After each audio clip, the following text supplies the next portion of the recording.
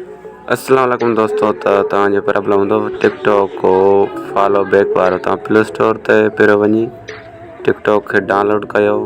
TikTok जी download तव्हां वटि आहे। टिकटॉक डाउनलोड करे मूं वटि डाउनलोड आहे। तव्हां वटि डाउनलोड न आहे त तव्हां डाउनलोड कयोसि। डाउनलोड करे ओपन कयोसि। ओपन खां पोइ तव्हां टिकटॉक में अचोसि। टिकटॉक में अची तव्हां प्रोफाइल खे लॻायोसि। प्रोफाइल खां पोइ प्रोफाइल में लॻाए 3 लाइन खे लॻाए सेटिंग में वञोसि। सेटिंग खे लॻाए तव्हां अचोसि प्रिवेसी में लॻायोसि। प्रिवेसी में लॻाए जेको प्रिवेसी अकाउंट आहे इन खे बिल्कुलु ऑफ करिणो आहे। बिल्कुलु ऑन न आहे करिणो। इहो मुंहिंजो ऑफ थियल आहे। जे तव्हां इहो ऑन कंदव त इहो माना प्राइवेट थी वेंदो। इन खां हे बि कनेक्ट ऑन हुजे। इहे 3 ऑप्शन ऑन हुजनि। सही आहे। इन खां पोइ हे बि सेनिस कनेक्ट इहो बि ऑन हुजे। इन खां बाद में टिकटॉक जी तव्हांखे सेटिंग ॿुधाईंदासीं। तव्हांजा वीडियो बि वायरल थींदा। इन खां पोइ अचोसि हेठि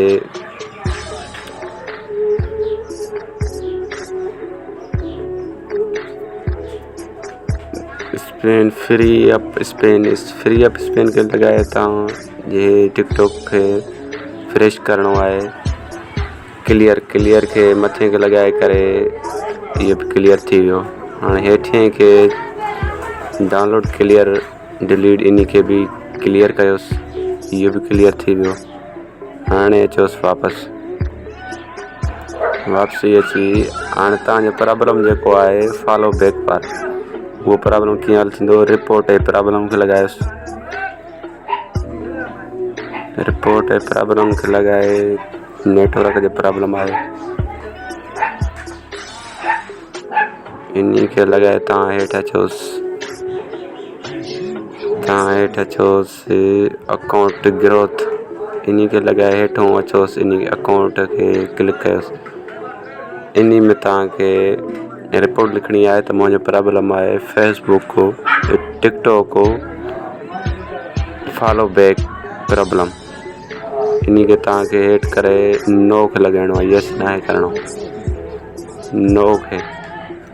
नो करे हेठों लिखोसि व्यू फीडबैक इन खे क्लिक कयोसि। हिते तव्हां पंहिंजी रिपोर्ट लिखी सघो था।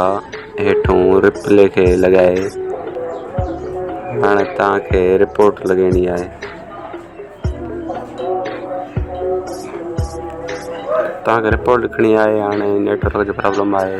मथों टेल यूस यूअर फीडबैक हिते लिखणो आहे। तव्हांखे जेको प्रॉब्लम आहे तव्हांखे लिखणो आहे how to my TikTok account follow back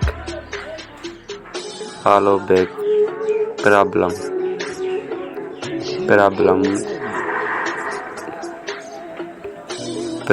solved. तव्हां इहो रिपोर्ट लिखोसि। तव्हां स्क्रीनशॉट फ़ोटू बि कढिया हूंदा टिकटॉक जा। उहे स्क्रीनशॉट फ़ोटू जेके आहिनि उहे तव्हां हेठों ॾींदव। टिकटॉक टीम इन खे 2 फ़ोटू जेके तव्हांजा स्क्रीनशॉट थियल आहिनि मां कया आहिनि। तव्हां बि स्क्रीनशॉट फ़ोटू 2 कढी करे उहे तव्हां इन में स्क्रीनशॉट फ़ोटू लॻायो। फ़ोटू डाउनलोड थियनि। फ़ोटू लॻी विया। फ़ोटू लॻाए सब्जेक्ट कयोसि। सबमिट कयो। सबमिट करे तव्हां नेटवर्क जो प्रॉब्लम आहे थोरो।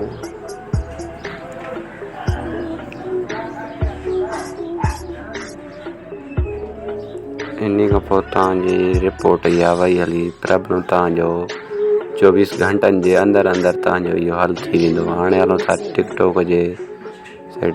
टिकटॉक लॉगिन कयोसि। हाणे इहा रिपोर्ट लॻाइण खां बाद में बि 5 लाइक्स अची विया। 5 वीडियो वॉच अची विया। हे तव्हां ॾिसी सघो था।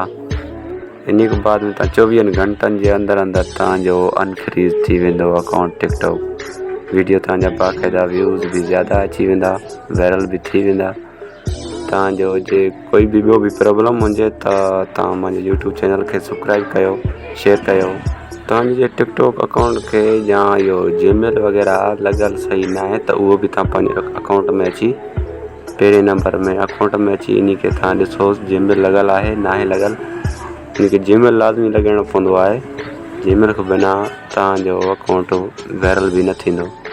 न इहो मथां अची ईमेल में अचोसि, ईमेल मुंहिंजो लॻल आहे। जे तव्हां खे न लॻल आहे त तव्हां लॻायोसि, सही आहे। इन खां बाद में तव्हां वापसि अचोसि, इन